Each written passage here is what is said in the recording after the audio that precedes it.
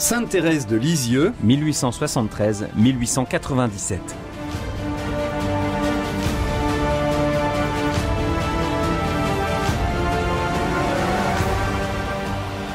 Le 14 décembre 1927, le pape Pie XI proclame Sainte Thérèse de l'Enfant Jésus patronne des missions. À première vue, c'est un paradoxe pour une carmélite cloîtrée à Lisieux en Normandie. Son seul grand voyage fut ce pèlerinage exceptionnel vers Rome où elle devait rencontrer le pape Léon XIII et lui demander l'autorisation d'entrer au Carmel avant l'âge requis. Mais elle voyait dans la prière l'action la plus efficace pour travailler au salut des âmes. Après 9 années de vie religieuse, elle meurt de la tuberculose le 30 septembre 1897 à 24 ans en prophétisant « Vous verrez, après ma mort, je ferai tomber une pluie de roses. Je veux passer mon ciel à faire du bien sur la terre. » Nous la fêtons particulièrement tous les 1er octobre. Dans cette 6e et dernière étape de votre émission Pèlerin de Dieu sur le chemin de la vie missionnaire terrestre et céleste avec Sainte Thérèse de Lisieux, glanons ici dans ses écrits l'expression de son amour de la Sainte Vierge Marie, de l'Église, avant de découvrir son incroyable rayonnement missionnaire jusqu'à nos jours. Pèlerin de Dieu, Franck Bétoir, Père Jean-Baptiste Masson.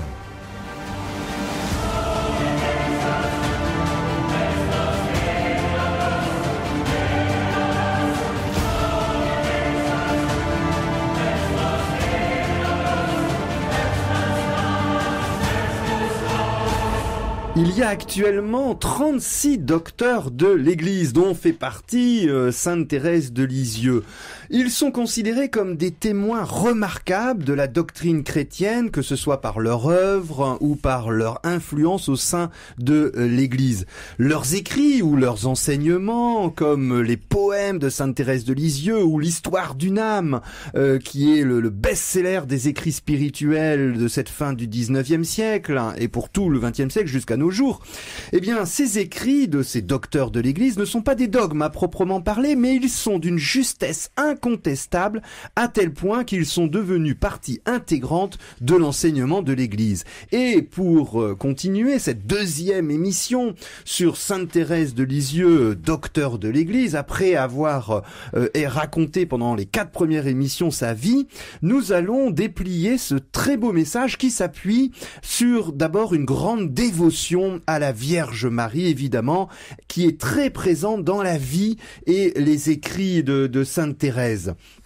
Cet amour pour notre maman du ciel commence très tôt.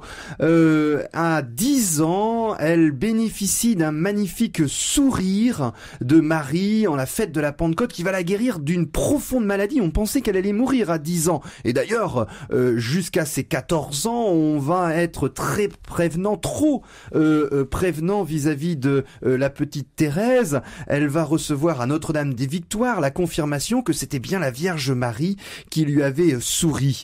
Elle a donc une dévotion pour le sourire maternel plein de tendresse. Et d'ailleurs, lorsque ses sœurs vont la rejoindre successivement au Carmel de Lisieux, certains objets, meubles de la famille Martin arrivent au monastère, et notamment la statue de la Vierge du Sourire qui était chez elle, que Sainte Thérèse aimait beaucoup, qui va être conservée au Carmel. Et d'ailleurs, à la fin de sa vie, lorsque la tuberculose l'obligera à descendre à l'infirmerie, elle y retrouvera cette belle statue du sourire de la Vierge Marie.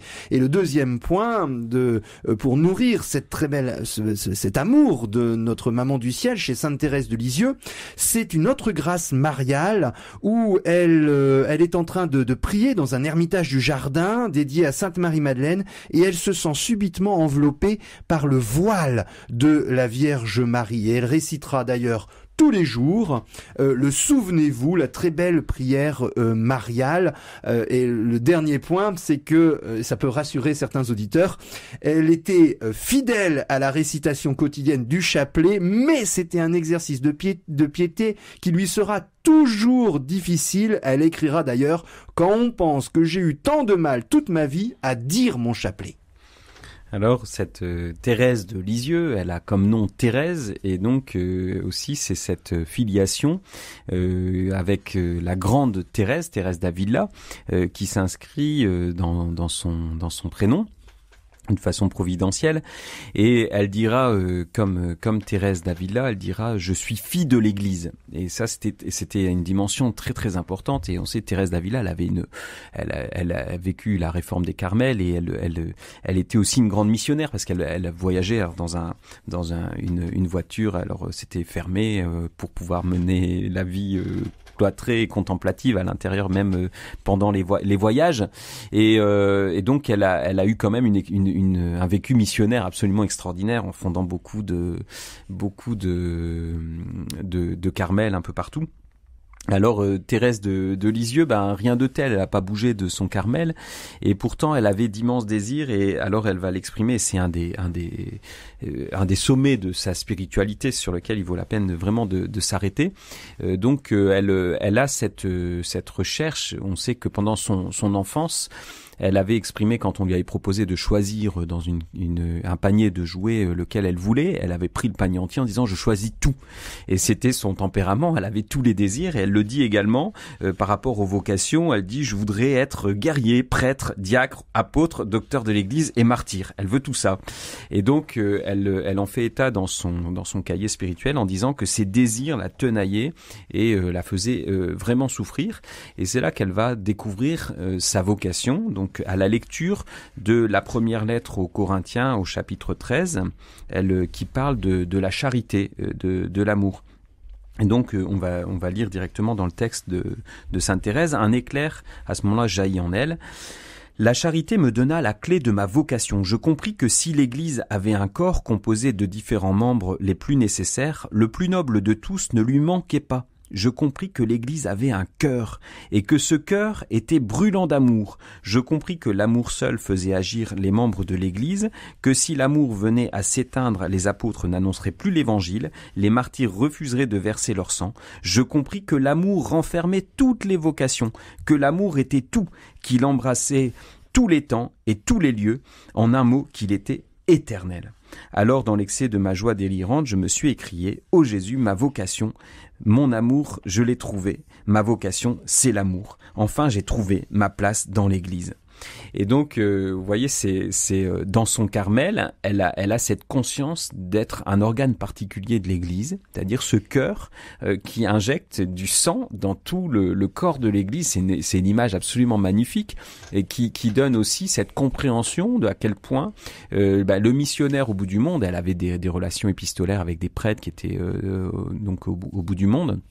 Le missionnaire au bout du monde, il a besoin de ce cœur battant, brûlant d'amour, voilà, qui, par la grâce de l'Esprit Saint, va envoyer cette énergie d'amour, ce sang vital, voilà, pour que l'Évangile soit annoncé et que l'Église forme vraiment ce tout dans lequel les membres sont connectés les uns aux autres, ont besoin les uns des autres. Et donc, c'est aussi une invitation pour nous tous à nous enraciner profondément dans cette grâce de la prière et de l'amour qui fournit l'énergie à tout le corps de l'Église et se déploie dans les activités apostoliques. Et c'est la raison pour laquelle Thérèse de Lisieux a été proclamée patronne des missions. Patronne des missions, car elle croyait à la force de la prière. Elle a 17 ans, le 2 septembre 1890, quelques jours avant sa profession religieuse. Sainte Thérèse de Lisieux est interrogée, comme il se doit, par le chanoine, le supérieur du monastère. « Pourquoi êtes-vous venu au Carmel ?» Elle répond « Je suis venue pour sauver les âmes et surtout afin de prier pour les prêtres. » C'est cette confiance audacieuse qui lui permet d'avoir une prière multiforme aux dimensions du monde. C'est ça la mission. La prière de Sainte Thérèse se fait simple intercession car elle sait une âme qui se laisse captivé par le Christ a une force prodigieuse. On a souvent comparé la force de la prière de Sainte Thérèse, en étant elle-même une âme très proche du Seigneur, à la loi d'attraction universelle découverte par Newton au XVIIIe siècle.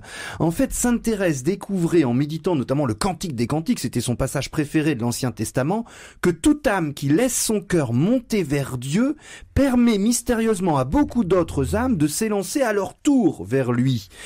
Comme le dira un peu plus tard Élisabeth Le Sœur, toute âme qui s'élève élève le monde. Et elle parlera de toutes ces personnes, ces prêtres, et puis les âmes en dehors du Carmel pour lesquelles elle prie. Elle parlera d'une façon maternelle. Elle se représentait la fécondité apostolique de sa vie cloîtrée. Et cette volonté de sauver le monde, alors qu'elle est dans le Carmel, elle le fait en mettant évidemment beaucoup d'amour dans tout ce qu'elle fait. Vivre d'amour, c'est naviguer sans cesse, semant la paix et la joie dans les cœurs. Piloter la charité me presse, car je te vois dans les âmes de mes sœurs. La charité, voilà ma seule étoile, à sa clarté, je vogue son détour. J'ai ma devise écrite sur ma voile. Vivre d'amour, quelle étrange folie. Dit le monde, cessez de chanter.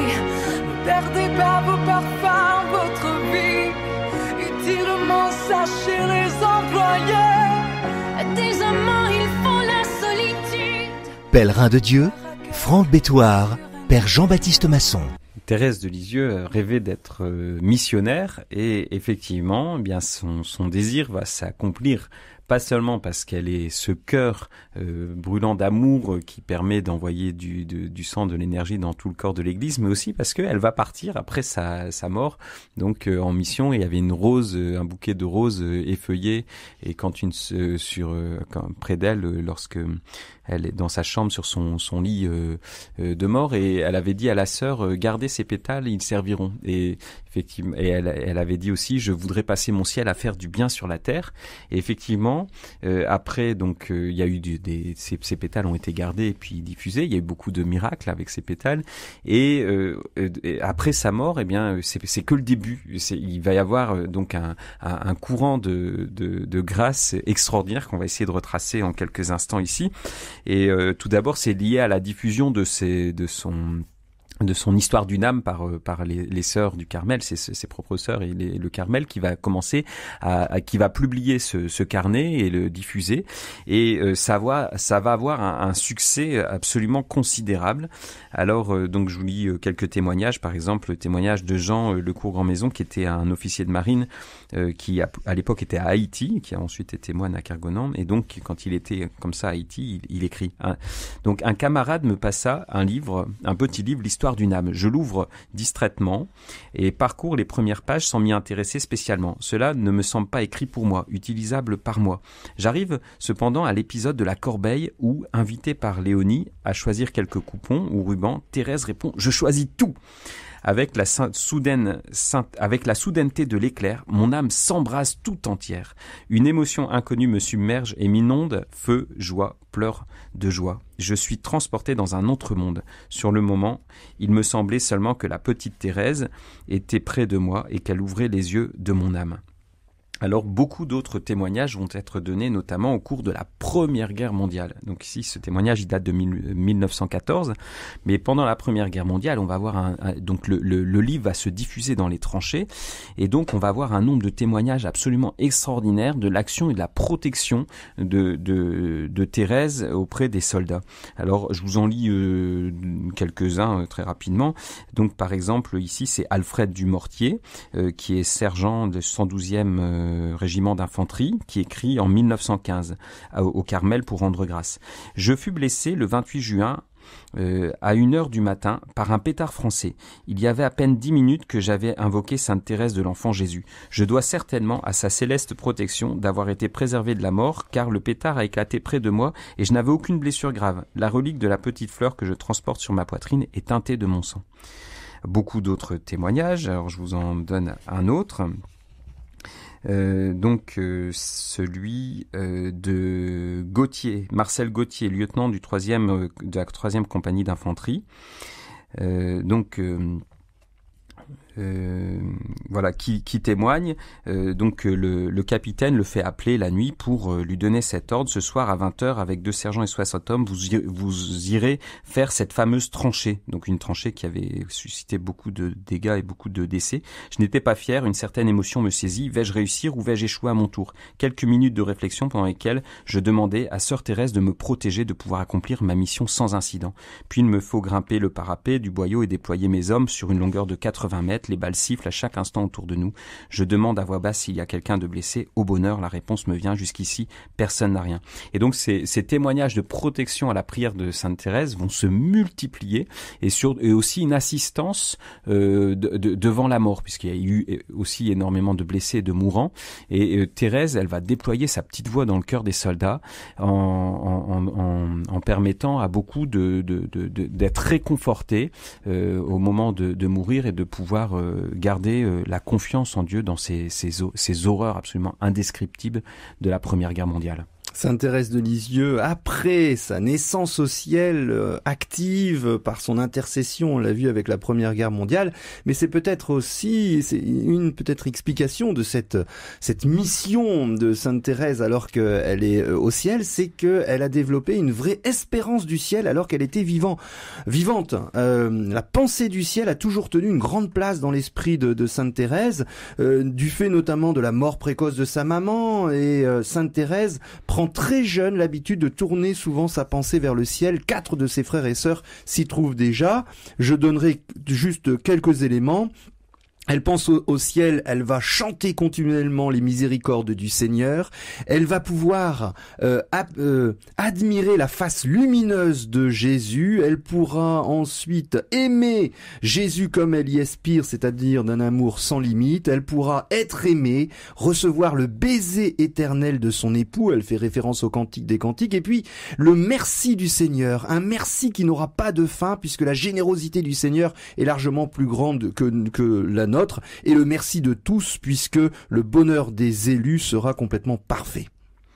Alors un autre exemple du témoignage du rayonnement de Sainte Thérèse, c'est le voyage des reliques qui s'est opéré à partir de 1994, où en fait il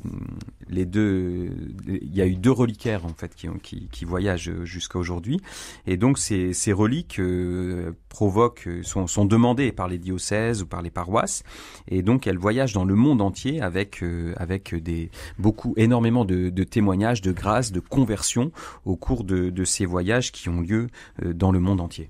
Vivre d'amour, c'est naviguer sans cesse, semant la paix et la joie dans les cœurs. Pilote aimé, la charité me presse, car je te vois dans les âmes, mes sœurs. La charité, voilà ma seule étoile, à sa clarté, je vogue son détour. Je suis ma devise écrite sur ma voile. Vivre d'amour, quelle étrange folie. Dit le monde, cessez de chanter. Ne perdez pas vos parfums, votre vie. Utilement, sachez les employer. Des amants, ils font la solitude. Pèlerin de Dieu, Franck Bétoir, Père Jean-Baptiste Masson. Nous sommes toujours avec Sainte Thérèse de Lisieux, proclamée docteur de l'Église, son message spirituel dans cette dernière émission, Sainte Thérèse missionnaire, avec ses reliques et l'importance du trajet de ces reliques encore aujourd'hui qui parcourt tous les continents, s'explique par le désir de Sainte Thérèse durant sa vie de travailler jusqu'à la fin du monde. Elle voulait passer son ciel à faire du bien sur la terre, elle le dira à plusieurs reprises, et en fait les raisons de cette audace de dire voilà, je vais passer mon ciel à faire du bien sur la terre, c'était la pensée des anges qui s'occupent de nous tout en étant constamment tournés vers Dieu. C'est de là qu'elle va avoir cette intuition, et puis une conférence d'un prédicateur de Chambéry qui comparait le bonheur du ciel à un voyage voyage continuel sur un océan sans limite. Et cette formation progressive va lui permettre de se dire, elle était très embêtée par les limites humaines, elle connaissait ses limites, et bien elle s'est dit, à partir du moment où je suis avec Jésus, mes limites vont complètement exploser, délivrée de mes conditionnements humains, je pourrai être présente à tous les besoins apostoliques de l'Église, et ces besoins apostoliques de l'Église peuvent se trouver dans des sanctuaires tout à fait magnifiques, et prenons par exemple ici l'exemple de Notre-Dame des Victoires. Alors, Notre-Dame des Victoires, c'est un sanctuaire parisien, on connaît très bien cette statue de Marie, couronnée, avec reposant avec son enfant donc debout à ses pieds, reposant sur le globe terrestre. Et donc ce sanctuaire, c'est un sanctuaire Louis XIVien. Donc c'est un sanctuaire qui a été établi à Paris, aux Victoires de la France. Sur la place, on voit une statue équestre de Louis XIV. Et donc c'est un sanctuaire qui est dédié aux victoires de la France, notamment les victoires militaires, pour remercier Marie de sa protection. Et donc la France était consacrée à la Vierge. Et donc cette dévotion, elle a été très importante, notamment au temps de Louis XIII, puis Louis XIV, Louis XV, etc. Et donc ce sanctuaire de Notre-Dame des Victoires, c'est un sanctuaire royal, avec certaines idées de l'intervention de Dieu dans la destinée du pays. Et la dévotion à Notre-Dame des Victoires était quelque chose d'important chez la famille Martin, et on allait souvent rendre grâce à Notre-Dame des Victoires. Et Thérèse, si vous allez aujourd'hui dans ce sanctuaire, en fait, vous allez être surpris parce que vous allez trouver le portrait de Thérèse de Lisieux, des époux Martin, et vous allez découvrir une toute autre spiritualité que celle de cette spiritualité qui semble un peu guerrière, de rendre grâce à Marie pour les victoires menées sur les champs de bataille. Et en fait, Thérèse est passée par là puisqu'elle a complètement transformé, elle a thérésianisé en quelque sorte ce sanctuaire, puisqu'elle dit qu'à partir du moment où elle a découvert cette voie de la confiance, elle vole de victoire en victoire, et elle va assurer aussi elle-même cette dévotion à Notre-Dame des Victoires. Elle en parle souvent dans ses écrits, mais en quelque sorte elle la transforme et elle la reformule, remodèle dans sa propre voie de la confiance en Dieu, avec ces victoires qui sont des victoires de l'amour miséricordieux qui emporte les âmes, qui établit l'amour de Dieu dans les âmes, victoire contre les péchés, victoire contre tout ce qui sépare de Dieu. Et donc on voit comment Thérèse de Lisieux, elle prend l'Église de son temps, de son époque, la spiritualité de son époque, sans la contester, mais en la transformant de l'intérieur. Et pour nous, c'est une question aussi pour notre propre sanctuaire intérieur, qui est chrétien, qui est établi en Jésus, de dire, est-ce que on est vraiment converti, et est-ce qu'il n'y a pas un travail de reformulation d'un certain nombre d'aspects de notre vie intérieure, par cette voie de l'amour qui purifie, qui sanctifie, par cette voie de la confiance que propose Thérèse de Lisieux, pour entrer dans cette spiritualité de conquête du ciel qu'elle nous propose. Comment expliquer la fascination exercée par Sainte Thérèse de Lisieux depuis plus d'un siècle sur de nombreuses personnes? Comment se fait-il que Dieu se serve d'une enfant spécialement préservée du péché pour réconcilier des criminels avec lui? Et là, c'est peut-être l'humour de Dieu, c'est lui qui convertit, parce que c'est une existence toute simple. Elle n'a pas une existence à première vue banale, de religieuse, de 24 années, sans grande mortification ni extase. Elle a connu des difficultés psychologiques. À l'âge de 13 ans, elle pleurnichait encore pour un rien. Et c'est d'ailleurs une consolation pour tous ceux qui souffrent de ne pas être encore parvenus à leur pleine maturité affective. Sainte Thérèse les aide à ne pas se décourager. À force de prier, comme elle l'a fait pendant des années, ces personnes finiront par recevoir eux aussi, on l'espère, leur grâce de Noël. Mais c'est son témoignage de vie qui fait vraiment la différence, puisque c'est une sainte qui était complètement inconnue de son vivant et qui va se diffuser au monde entier après sa mort, grâce, on l'a déjà dit, à cette histoire d'une âme, best-seller. Ce qui est tout à fait étonnant, c'est que les les lecteurs s'y retrouvent. Ils retrouvent leur propre histoire dans l'histoire personnelle de Sainte Thérèse, histoire personnelle qui est mêlée de joie dans les épreuves.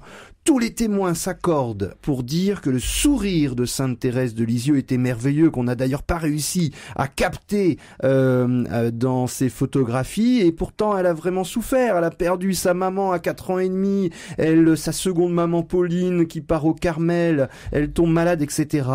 Et pour faire face à toutes ces épreuves, évidemment, il y avait la foi de Sainte Thérèse de Lisieux, et qui s'appuie sur les Écritures.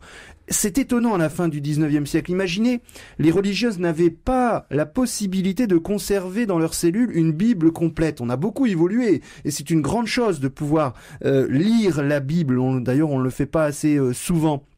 Et Sainte Thérèse de Lisieux, alors qu'elle pouvait pas conserver une Bible entière, on est confondu par sa connaissance approfondie qu'elle avait de l'écriture sainte.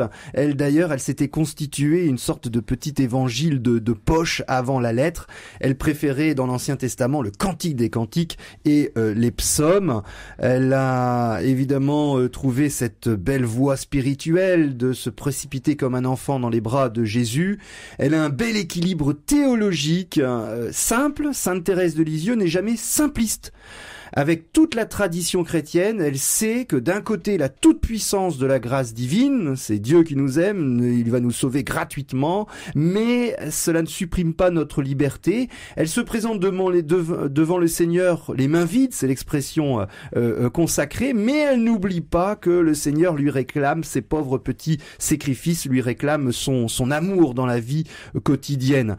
Et sa foi difficile, on l'a évoqué, elle va avoir des doutes, mais attention, elle a des doutes sur le ciel, sur l'au-delà, elle pense que c'est la nuit du néant, mais elle ne devient pas agnostique, elle est docteur de l'Église. L'esprit envahi par des doutes, mais elle ne doute pas, ce qu'il faudra dire à Newman, 10 000 difficultés ne font pas un seul doute. Elle s'appuie sur la parole du Christ, elle va s'accrocher aux apparitions de Jésus à Marie-Madeleine et aux apôtres, et elle va serrer cette conviction, cette foi dans le Christ, qui vont permettre évidemment après sa mort, lorsqu'elle rejoint son bien-aimé au ciel, de faire tomber une pluie de roses, selon l'expression, toute son intercession qui est encore visible et qui profite à de nombreuses personnes encore aujourd'hui.